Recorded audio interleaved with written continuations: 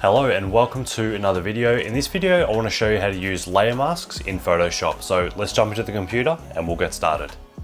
Alright, so here we are in Photoshop, and what I've done is just loaded two completely random images just so I can show you the effect that layer masks have a lot more obviously than the second method I'm going to show you.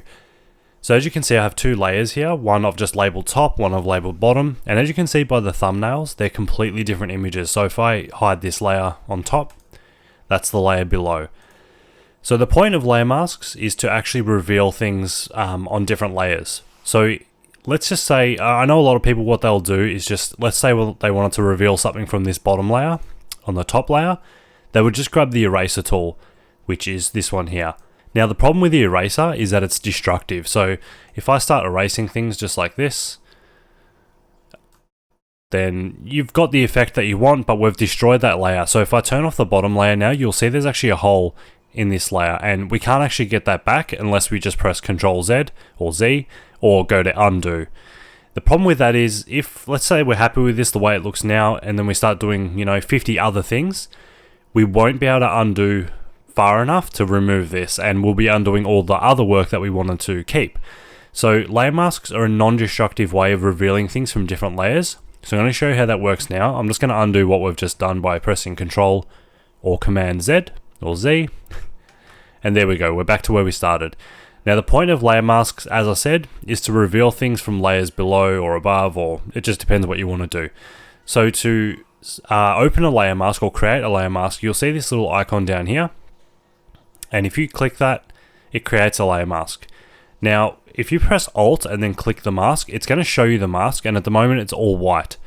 And what white means is that it's basically showing this top layer as it is. It's not doing anything. White is to reveal, and black is to hide. So with our paintbrush, so we'll go grab our brush up here. And now this just works like any normal brush, so you can come up here and set the size, the hardness, all that type of thing. It's just a normal brush.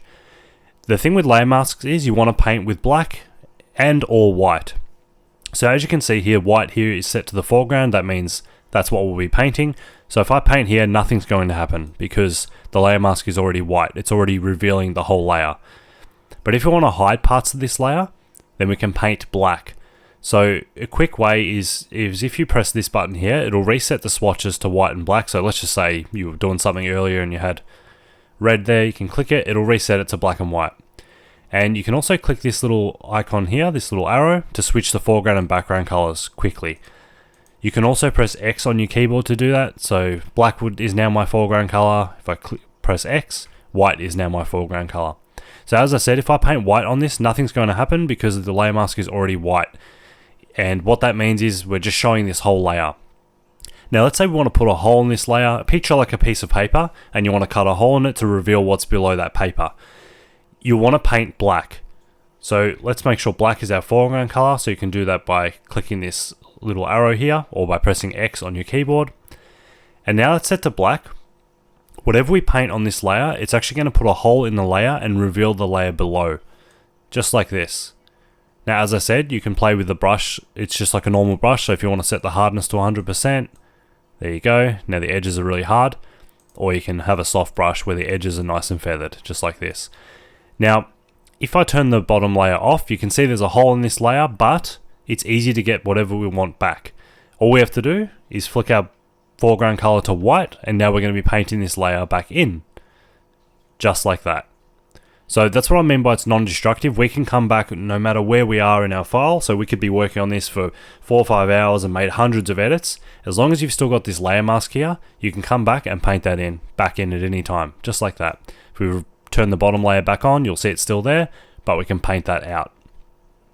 So the reason I've just shown you this on some random images is because it's clearer to see what we're doing.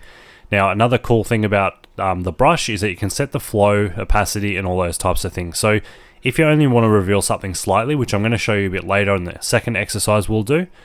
Actually, let me show you something else really quickly. If you hold down Alt and click the layer mask, you'll see that's what the layer mask looks like. So where it's black, we're hiding this layer, the top layer, and revealing the bottom. And where it's white, we're showing the layer. So you can see I've missed some things here. So let's paint over these in white, just to make sure we're fully covered. And just as an example, I'll show you this. let's change our foreground color to black. We'll draw a smiley face. Now if we press Alt and click on our layer mask again, you'll see we've revealed that little smiley face from the layer below. Just like that. Now if you press Shift and click the layer mask, it'll disable the mask so you can just see the original layer there. So now what I'm going to show you very quickly is just how the flow and things like that work. I don't really deal with opacity that much, but I do use the flow quite a bit. The flow is just basically how heavy the brush is. So if I set that to 18% and we have black set as our foreground color, meaning we're going to start hiding parts of this layer of the power lines here, you'll see that it's only revealing, you can paint over it a few times and it's only revealing very softly, like very gently, because the flow is only set to 18%, whereas this is set to 100%, like it was previously. You click once and it reveals that whole area. Picture it almost as if it's like the pressure of a paintbrush, and the harder you press, the more opaque the paint is. But if you turn the flow down, meaning you brush very, very lightly, it's almost like a nice faded effect. So let's go back down, let's say 15% on the flow. And you can see here, I'm brushing here, but not much is happening because the flow is so low. But if I continue to paint in that area, you'll see slowly, it starts to get revealed.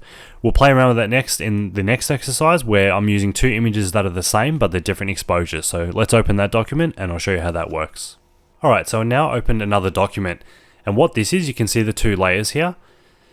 One of them is really bright. As you can see, the sky is pretty much blown out and things like that. But if we hide this top layer, you'll see we then have a darker exposure. And this was actually just a bracketed shot. So I took 3 photos, but I'm only using the 2 for this example. And let's just name them just so we know what's what. So we'll call this one brighter because this was shot at a brighter exposure. And we'll call this one darker. Now, the reason layer masks are so cool is because what we can do is reveal things from different layers. So let's just say this brighter layer is on top here. It looks nice, but the sky's too bright, the water's too bright. There's a lot of things going on that are too bright, but I want to paint in some of the darker stuff, just like this. Sorry, what I want to do actually is paint some of the brighter stuff on this darker layer here. So brighten up the rocks, brighten up this stuff. So whether you shoot brackets or not with your photography, or whether you're using this layer masking for photography, it just depends on your camera and things like that. So if your camera has a lot of dynamic range, you don't really always have to shoot brackets. But in this case, I shot this bracketed and I'll show you exactly why. So as I said, we've got this brighter layer here with the foreground, the rocks here, the greenery, all this stuff here is nice and bright. It looks good. But the sky and the water to me are a little overexposed, they're a little bit too bright. But on this darker layer, I love the water. It's potentially a bit too dark, but that doesn't matter. The sky is nice, we've captured all the detail there, and the water looks nice. But the foreground rocks here, and the rocks here, and the foreground greenery and things like that, they're a bit dark. So let's turn on a brighter layer. And if you remember, we can click here to create a layer mask. It's not going to do anything because the layer mask is full with white. So what we could start doing is turn our brush to black, and we're going to start hiding parts of this brighter layer, as you can see. Now let's turn the flow up to 100% just so I can show you how obvious this is. So what we can do is paint in that darker layer, just like that. But this is going to take a while because there's so much to do. So the best way to do this, I'm just going to right click here, delete this layer mask. If you hold down Alt while creating the layer mask, so hold down Alt while clicking this, it'll give you a layer mask filled with black instead of white. So it's hiding this whole brighter layer. As you can see, if I turn this off and on, it's not doing anything. It's only showing us the darker layer below. Now what we can do, also make sure when you are doing your brushing and things like that on layer masks, you've selected the mask and not the actual thumbnail here. So make sure it's the mask. And what we can do now is set our brush to white. And what that's going to do is reveal this layer. So because we're on the brighter layer, wherever we paint with this brush, it's going to reveal the brighter layer. And again, if we press Alt and click on the layer mask, it's going to show you what that mask looks like. So I'm just going to undo that. Let's delete the mask and do that once again. Holding Alt and create layer mask, it's going to give you a layer mask filled with black. So basically, if you just press the layer mask button without holding Alt, it's going to give you a layer mask filled with white, meaning it's going to show the whole layer that you're currently on. If you hold Alt, it's going to give you a layer mask filled with black, and that's going to hide the whole layer. So right now, again, you're not even seeing this brighter layer at all. It's completely hidden because the layer mask is fully black. But now, what we might want to do is reveal some of this brighter layer, because like I said, these rocks are dark, the foreground's dark, so let's brighten them up by painting this back in. So make sure white is set to as your foreground color, because we're revealing. Remember, white reveals, black hides. And what I'm going to do is set the flow somewhere down to like 20%, because I don't want to go too crazy with it. I don't want it to be obvious. And then what we're going to do, just again with our brush, I'm going to make sure I've got it the right size. Hardness is 0%, which is nice because it's going to feather off the edge. And just a quick tip, to make your brush size smaller or larger, you can just use the open and close square bracket keys. So if you press the left bracket, it shrinks, the right bracket, it makes it larger. And then what we're going to do, like I said, flow set to around 20%. We can start painting in this brighter layer in the parts where we want it. So let's just brighten up these rocks. Maybe turn the flow up a little bit because it's taking a little bit too long. And as you can see, now we're revealing this brighter layer in just the areas we want to. Just like that. So I'll paint in all the parts I want brighter. And if we just go crazy with it, let's go 100% on the flow just to make this really obvious. I'm going to overpaint a little bit and then fix it up after. Alright, so let's just say I'm happy with that. We've painted let's look at the mask. So holding Alt and clicking the layer mask, that's what our mask looks like. So you can see the white's revealing, the black's hidden.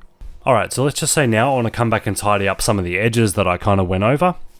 What we can do is set our foreground color to black, and that's going to, once again, remove. So I can just tidy up these parts where I might have overpainted. And this is what's really good about layer masks as opposed to using the eraser. So if I want to be really careful around here, I could be. Just make sure that blends in nicely. Just like that. So yeah, the beauty is we can hide and reveal things on certain layers. We've got full control, which I really like. So now, let's have a look at this layer mask once again. Wherever it's white is where I have revealed the brighter layer. Wherever it's black, we've hidden. So wherever it's black, we're seeing this layer below. Wherever it's white, we're seeing the current layer. So if we disable the layer mask, now we're just seeing this brighter layer all over again. But we'll enable that. And now if I turn off and on this brighter layer, you'll see only the parts we've painted in white are showing. So that's it. So we've illuminated the scene just by using two different exposures and painting in different parts of both. So you can do this with many layers as you like. You can, what I normally do, or what I often do, is have like 3 bracketed photos. So one might have been shot at a darker exposure, a brighter exposure, and one that's normally exposed. And then you can paint different parts in. So I might have, let's just say the sky is really, really bright in my normal exposure. I can paint in the sky from the darker exposure, and so on and so forth. So they do take a bit to get your head around. It is confusing as to what you're doing, but once you play with them quite a bit, you do get the hang of them, and they do become quite easy. So yeah, that's layer masks. That's how they work. As I said, they're non-destructive. Instead of just, for instance, if I just grab the eraser and start erasing parts of this image, it looks kind of okay, but if I turn this layer off, we've actually destroyed that. As you can see, there's no data there anymore. And although I can press Ctrl Z to undo that, the problem is, as I said, once you get down the line and maybe you've decided to make other changes, you've painted other stuff in, you've cropped, you've done a whole bunch of things, to undo that eraser, you would have to go back really far. And often the history isn't there, so it won't go back that far for you to be able to remove that. And another thing is, it'll remove all the work you've done after using the eraser. Whereas with layer masks, we can always come back to this document, as long as it's a PSD file we've saved. You can always come back to this document and say, oh, I don't really like how I painted that little part in there. Let's paint, whoops. Let's cover it with black. Just like that. So yeah, they're very, very handy. I use them all the time. Well, I don't use them as often as I used to. I don't do as many bracketed shots as I used to with my camera. I find now with the dynamic range of modern cameras, you can usually get everything all in the one shot, but it's not always the case. But yeah, layer masks are definitely a helpful thing to know when it comes to Photoshop. And like I said, this isn't just for photos. A lot of people use layer masks for hiding things in artwork and things like that, but not wanting to destroy them completely in case they want to bring them back. So yeah, it's a non-destructive way basically of erasing or hiding and showing different parts of a layer. So I hope that was helpful, and I'll see you in the next one. Thanks for watching.